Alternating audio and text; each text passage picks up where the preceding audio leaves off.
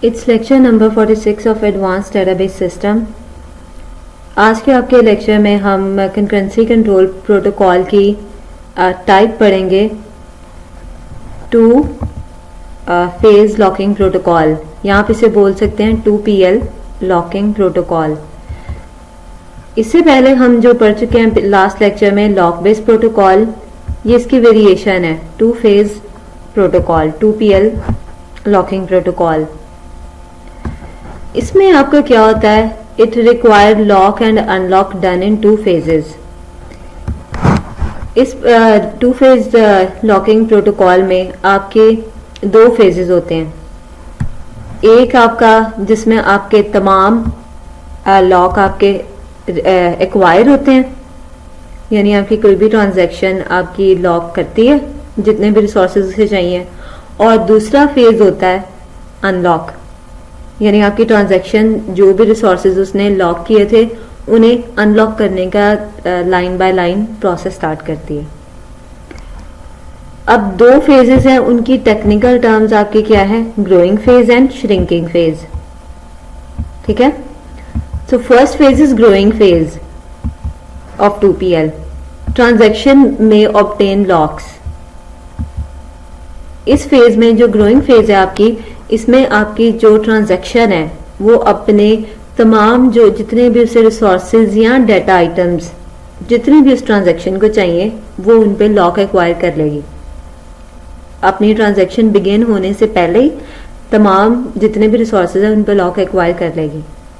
और यहाँ इस फेज में वो ये जो आपकी ट्रांजैक्शन है जो लॉक एक्वायर कर रही है, ये कोई भी लॉक रिलीज नहीं कर सकती। यानी ग्रोइंग फेज में ट्रांजैक्शन जो भी है वो आपके डाटा आइटम पे लॉक एक्वायर करेगी, रिलीज नहीं करेगी। ठीक है, सेकेंड फेज उसका श्रिंकिंग फेज। 2PL का सेकेंड फेज है श्रिंकिंग फेज, और ट्रांजैक्शन में रिलीज लॉक्स। सेकेंड फेज है आपका कि आपकी वो वाली जो ट्रांजैक्शन जिसने रिसोर्सेज एक्वायर किए थे वो आपके तमाम लॉक्स रिसोर्सेज पे या डाटा आइटम्स पे अनलॉक कर रही है, यानी उसने लॉक रिलीज करना स्टार्ट कर दिए हैं।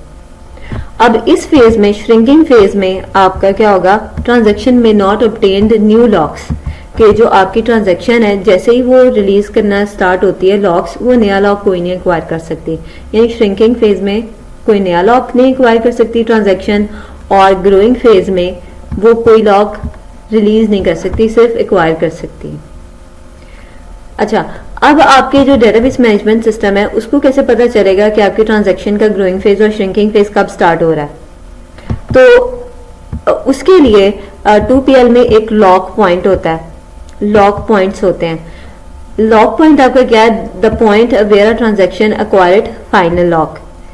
आपका जैसे ही एक लॉक पॉइंट आपका वो वाला पॉइंट होता है जब आपकी ट्रांजैक्शन ने आखिरी लॉक अपना एक्वायर कर लिया और उसके बाद उसे और कोई लॉक एक्वायर नहीं करना, यानी वो आपका लास्ट आपका पॉइंट है जिसके बाद अब नया लॉक एक्वायर नहीं होगा, बल्कि आपका श्रिंकिंग फेज की तरफ जाएगी आपकी ट्रांजैक्शन। ठीक है, तो लॉक पॉइंट के बाद जैसे तमाम एक्वायर कर लिए, उसके बाद जैसे ही आखिरी लॉक उसने फाइनल लॉक एक्वायर किया रिसोर्सेज पे, उसके बाद आपका कौन सा फेज स्टार्ट हो जाता है, श्रिंकिंग फेज, उस लॉक पॉइंट के बाद। और यहाँ पे एक बात समझने वाली है कि जैसे ही आपका, या इन अदर वर्ड्स में अगर आपको बोलना चाहूँ इसी बात को कि लॉक पॉइंट को, कि जैसे ही आपका पहला लॉक रिलीज हुआ है तो आपका ट्रांजैक्शन किधर चली गई, श्रिंकिंग फेज की तरफ। ठीक है, तो ये आपका क्या है 2PL। 2PL में हम देख लेते हैं, ये डायग्राम आपकी थ्योरी के पॉइंट ऑफ व्यू से, पेपर के पॉइंट ऑफ व्यू से भी इंपॉर्टेंट है। This is a curve. ठीक है, ये आपका बेसिकली क्या है, यहां से यानी ट्रांजैक्शन जैसे स्टार्ट होना है, स्टार्ट होने से पहले तमाम जो रिसोर्सेज हैं या डाटा आइटम पे उसने क्या कर लेने हैं, एक्वायर कर लेने हैं लॉक। और जैसे ही आपका ये आपका तमाम पहला लॉक रिलीज हुआ है तो आपका वो किस में चला जाएगी, ट्रांजैक्शन श्रिंकिंग फेज में। तो ये आपका क्या है, श्रिंकिंग फेज, जिसमें आपके क्या करने हैं, रिलीज हो जाने हैं lock.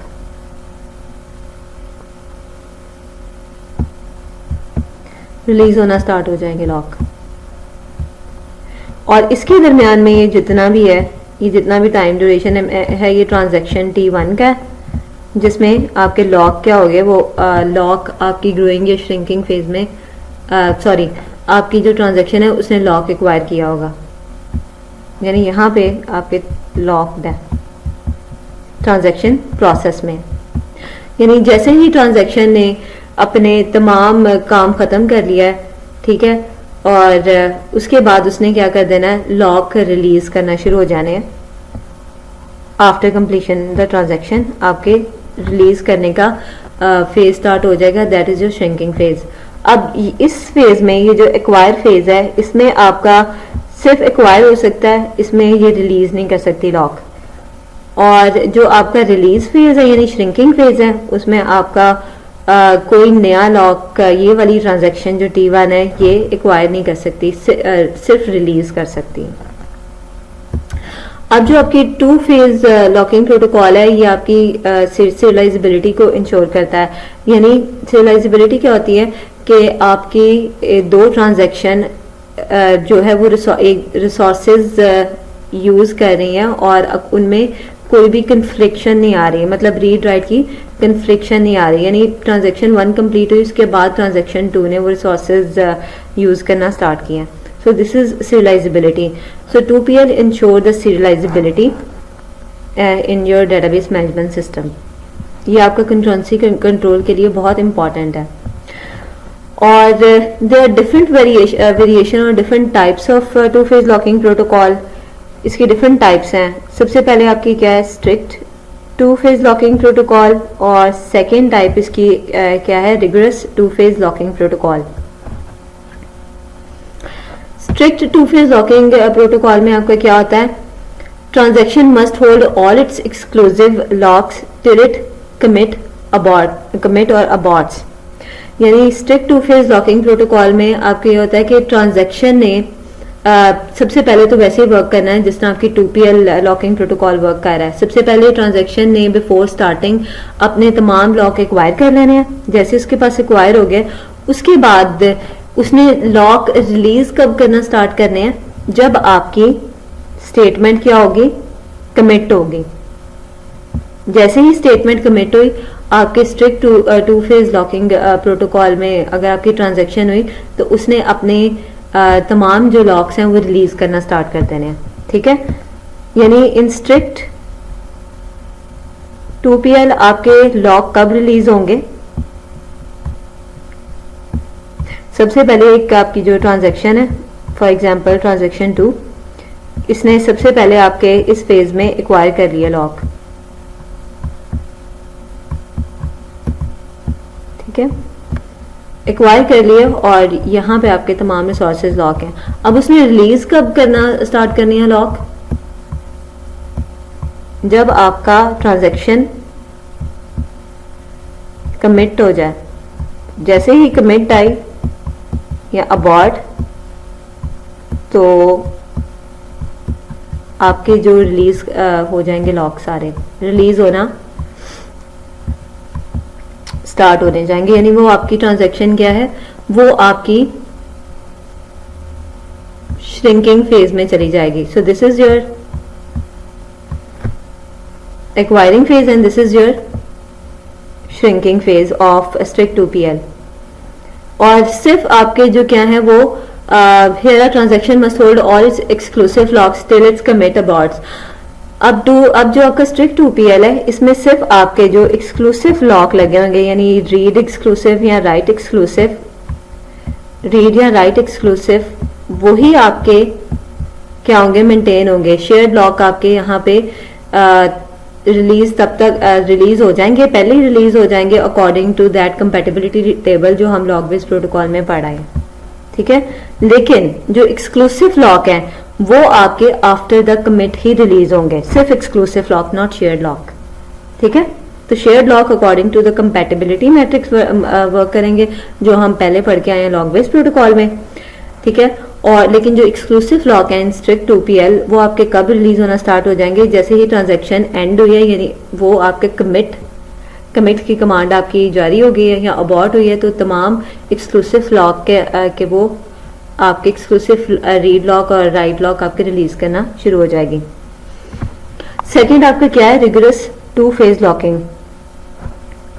Rigorous 2 phase locking it's even stricter, ये आपकी स्ट्रिक्ट 2PL और 2PL से ज्यादा स्ट्रिक्ट है। Here all locks are held till commit abort.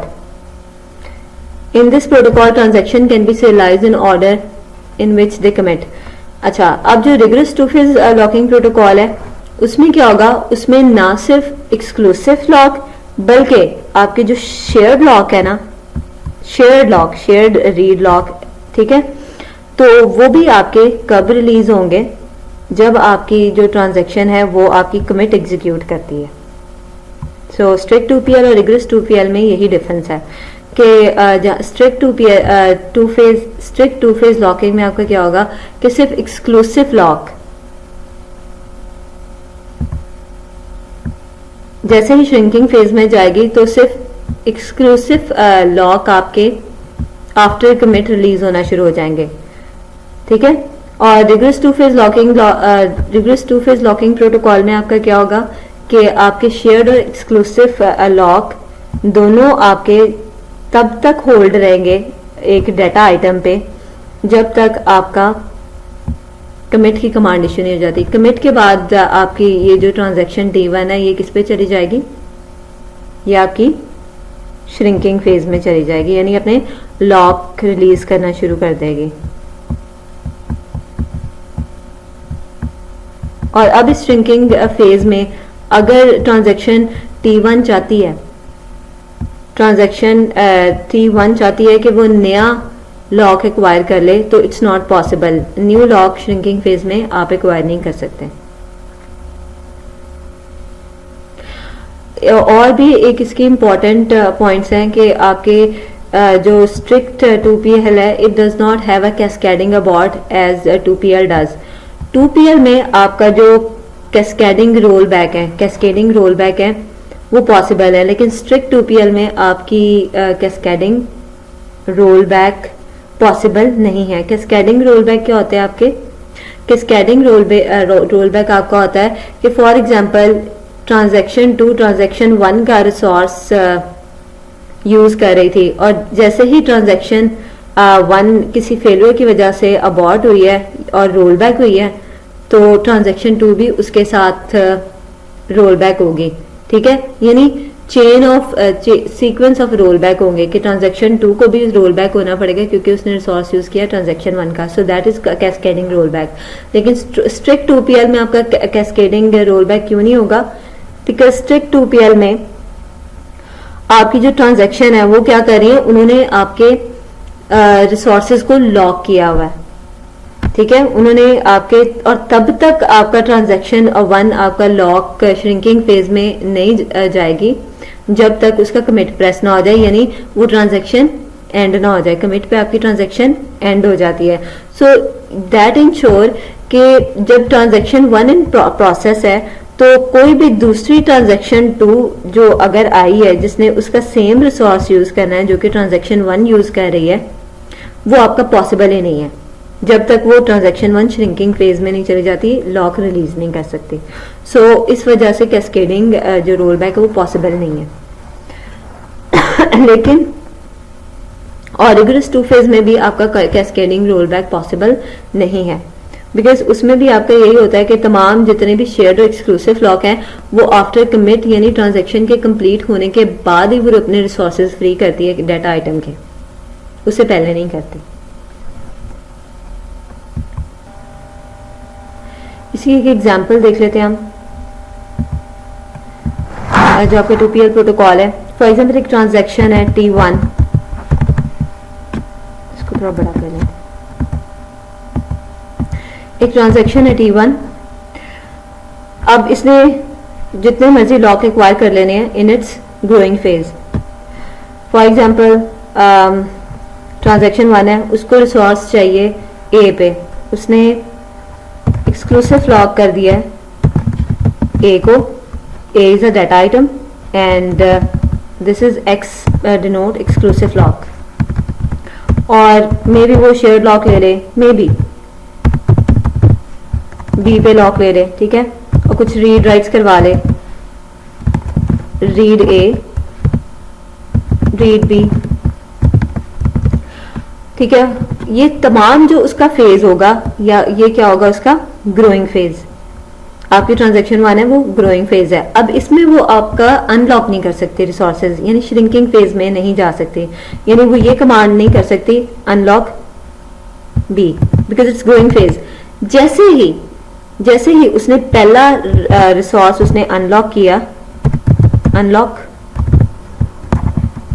ए, ठीक है, पहला अनलॉक किया रिसोर्स डाटा आइटम ए, तो ये अब ट्रांजैक्शन किस में चली गई है, ये आपकी चली गई है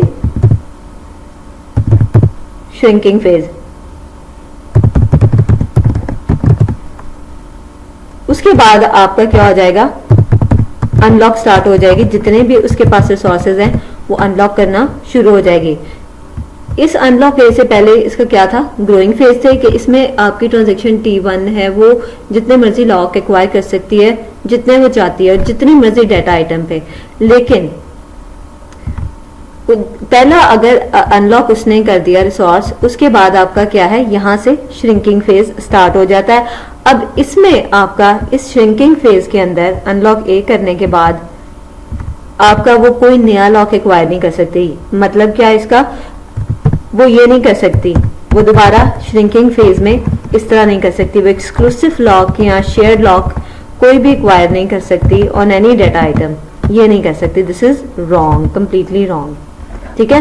यानी श्रिंकिंग फेज में जैसे ही जाएगी आपकी कोई नया एक्वायर नहीं हो सकता लॉक, और जैसे ही ग्रोइंग फेज में होगी इसमें कोई रिलीज नहीं हो सकता लॉक। जैसे ही पहला लॉक आपका अनलॉक हुआ है तो आपकी ट्रांजैक्शन क्या किधर चली गई है, श्रिंकिंग फेज की तरफ।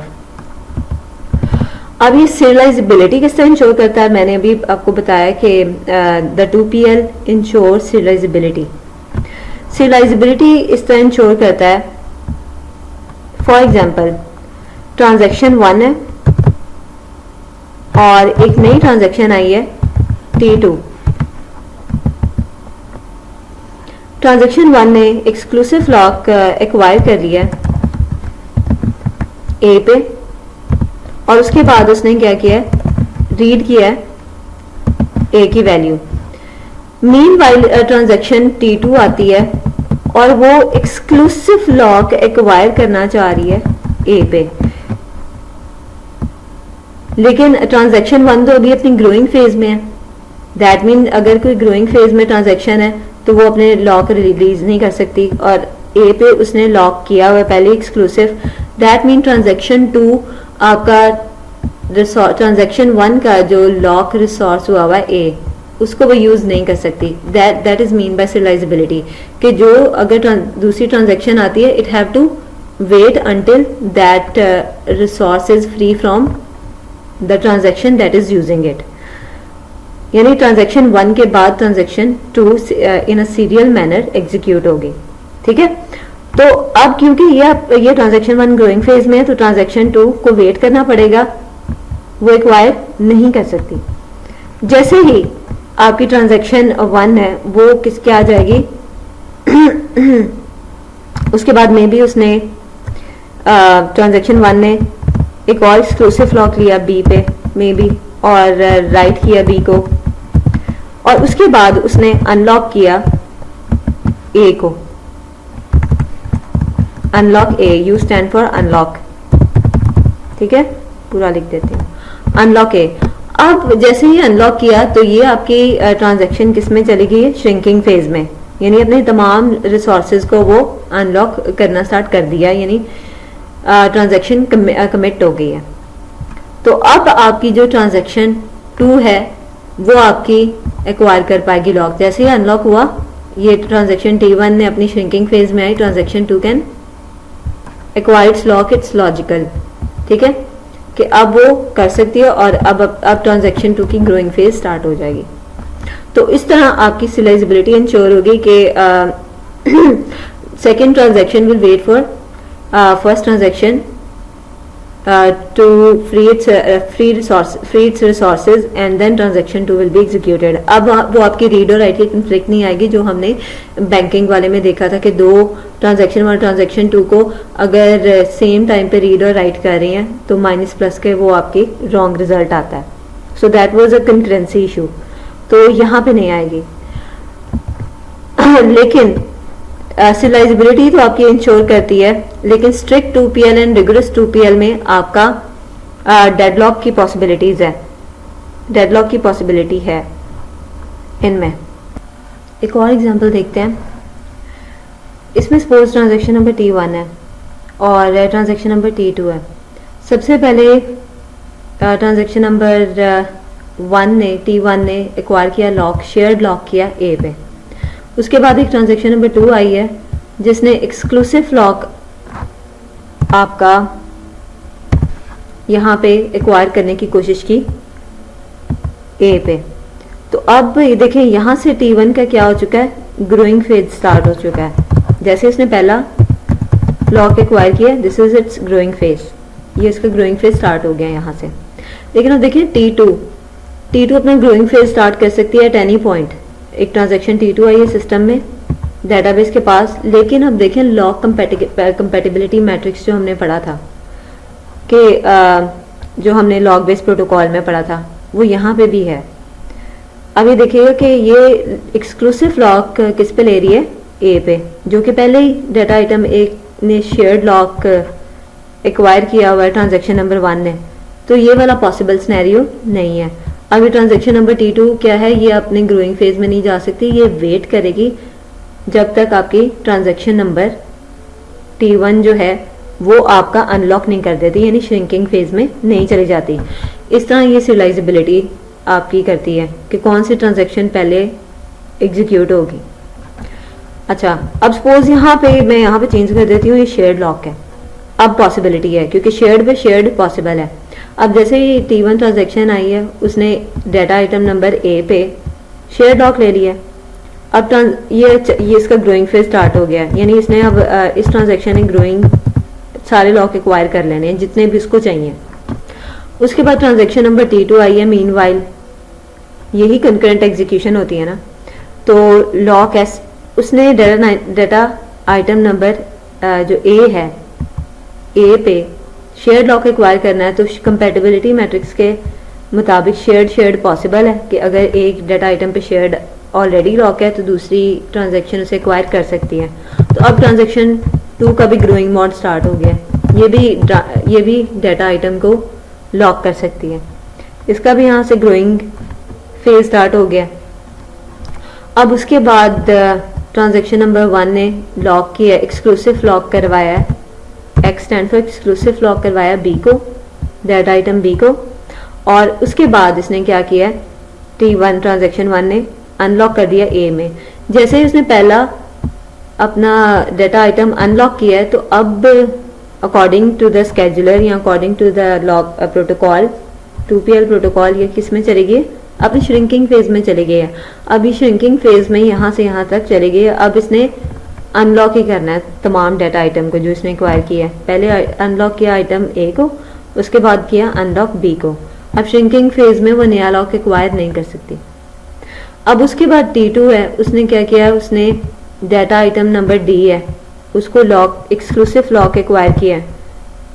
यहाँ पे आपका डाटा आइटम D पे कोई ट्रांजैक्शन 1 ने लॉक एक्वायर नहीं किया हुआ, तो दैट वाज पॉसिबल कि उसने D को लॉक कर लिया ट्रांजैक्शन नंबर 2 में। तो ये उसका क्या है, ग्रोइंग फेज, ये सारा उसका ग्रोइंग फेज हो गया T2 का, जितना भी मैंने ये सिलेक्ट किया हुआ है। उसके बाद T2 का श्रिंकिंग फेज कब स्टार्ट हुआ है, जब उसने पहला अपना डाटा आइटम अनलॉक किया है, दैट इज अनलॉक A। अब यहाँ से यहाँ तक के जितना भी हाईलाइटेड है इसका श्रिंकिंग फेज है। यहाँ से यहाँ तक, this is it's shrinking phase. तो अब serializability, यहाँ पे किस तरह serializability मेन कौन सी पहले एग्जीक्यूट होगी, ये किस तरह आपका जो है वो डेटाबेस डिटरमाइन करेगा, डेटाबेस जो भी आप DBMS डेटाबेस मैनेजमेंट सिस्टम, वो इस तरह serializability इस प्रोटोकॉल के मुताबिक करेगा। आपके जो है दैट पॉइंट serializability वो आपकी टाइम स्टैम्प पॉइंट के मुताबिक करेगा कि जिस पॉइंट पे आपका लास्ट हुआ है लॉक पॉइंट के मुताबिक वो क्या करेगा, वो आपकी serializability डिटरमाइन करेगा। अब लॉक पॉइंट आपका कहाँ तक हुआ है, यहाँ तक आपका लास्ट लॉक उसने एक्वायर किया और उसके बाद वो श्रिंकिंग मोड की तरफ चला गया। तो T1 का श्रिंकिंग फेज पहले आ रहा है, दैट मीन T1 ने पहले एग्जीक्यूट होना है। और उसके बाद इसका लॉक पॉइंट कहाँ तक है ट्रांजैक्शन नंबर T2 का, जब उसने फाइनल लॉक अपना एक्वायर किया। तो फाइनल लॉक उसने एक्वायर किया यहाँ पे लॉक XD पे, और उसके बाद उसका श्रिंकिंग फेज है। तो यहाँ पे अपने लॉक वो यहाँ पे D है, ये आप अनलॉक कर रहा है। तो उसके बाद आपका पहले आपका किसका हुआ T1 का आपका क्या हुआ लॉक पॉइंट, और उसके बाद T2 का लॉक पॉइंट है। तो दैट मीन T1 पहले एग्जीक्यूट होगी, उसके बाद T2, ठीक है। तो वो लॉक पॉइंट से serializability डिटरमाइन करता है आपका डेटाबेस मैनेजमेंट सिस्टम। नेक्स्ट हम देखेंगे आपका अनदर कंकरेंसी कंट्रोल टेक्निक जो कि आपकी टाइम बेस्ड है, उसका नाम है time based protocol. In your next lecture we will discuss it.